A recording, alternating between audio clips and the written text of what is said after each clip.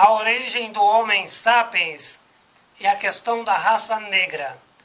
Artigo escrito pelo professor Edgar Dias de Vasconcelos. Basicamente há 3 milhões de anos atrás, a evolução humana foi desencadeada na África, resultada de um elo anterior que favoreceu no surgimento do Homo sapiens e do chimpanzé. Todas as populações do mundo descendem de tal elo, o que já foi explicitado cientificamente por comparações do DNA. Achados paleontológicos possibilitaram os exames do DNA mitocondrial. Referência em análise nesse artigo. Encontraram-se na África a sequência do DNA mitocondrial na evolução da espécie sapiens a partir exatamente dos primeiros ancestrais hominídeos, o que povoaram posteriormente o planeta Terra, o que significa que a humanidade é um grande parentesco. Os estudos da genética, desenvolvidos por grandes biólogos, cientistas evolucionistas e geneticistas, fundamentam suas teorias por comparações de variáveis proporcionais às diferenças mínimas das tipificações humanas. A informação genética herdada dos genitores, compilada sequencialmente, codificada linearmente por componentes de nucleotídeos fundamentados nas comparações evolutivas. As informações do DNA são contidas nos cromossomos no interior de cada célula, herdada dos genitores proporcionalmente. A prova cabal resultou do DNA mitocondrial, que denomina da herança da mãe a linhagem materna distante. Filhos e filhas herdam seu DNA mitocondrial da mãe. Entretanto, apenas as filhas transmitem tais comprovações. O que significa que, em estudos comparativos pelo DNA fóssil mitocondrial, todos os humanos descendem de uma célula máter que, na evolução da espécie, possibilitou o surgimento do DNA mitocondrial. A conclusão científica lógica por esta análise empírica do DNA, os homens modernos descendem na linha materna de um ancestral único. Refere-se especificamente em qualquer momento da evolução.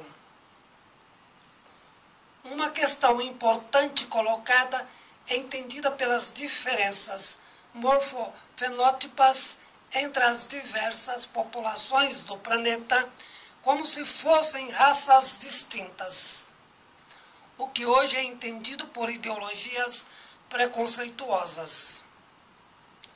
O que é descartado pela genética sintética comparativa compreende-se pela morfofenotipia devido à não alteração essencial do DNA, sobretudo em referência ao DNA mitocondrial.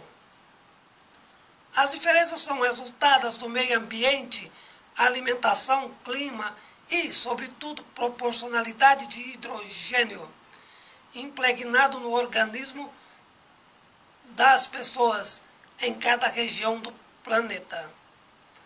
As únicas diferenças são culturais, aquisição de conhecimento e aprimoramento da inteligência, dependendo do nível de evolução sapiens em cada povo.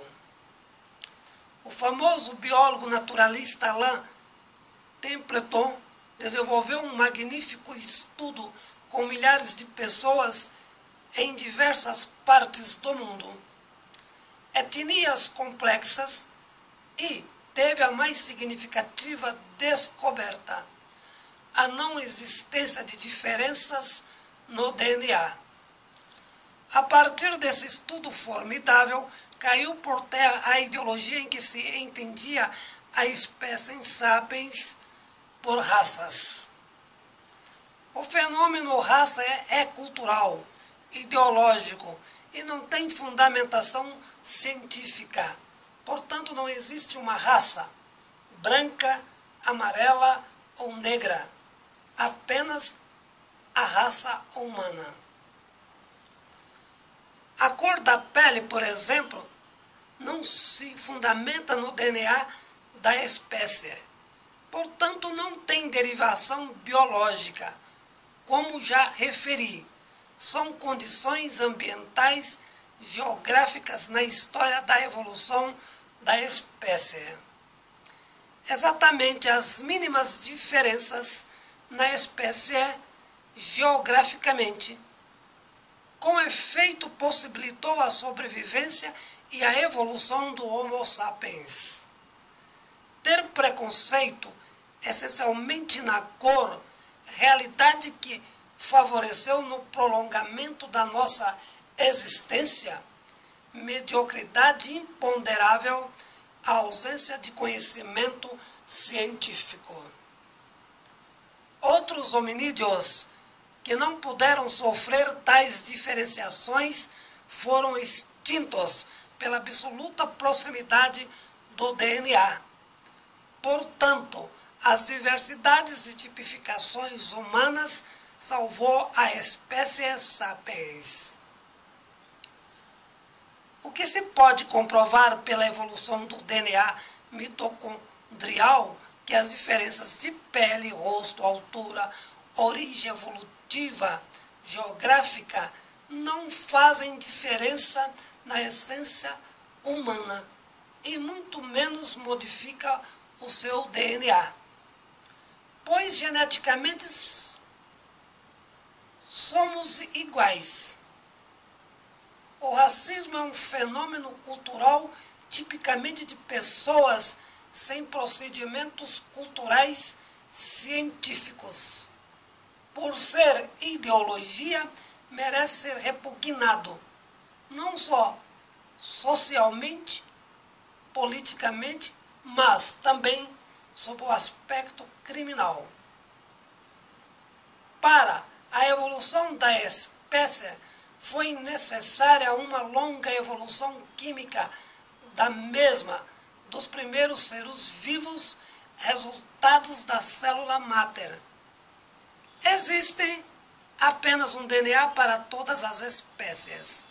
As espécies transformam em outras quando o DNA sofre pequenas variações, mas não perdem o seu caráter de unicidade.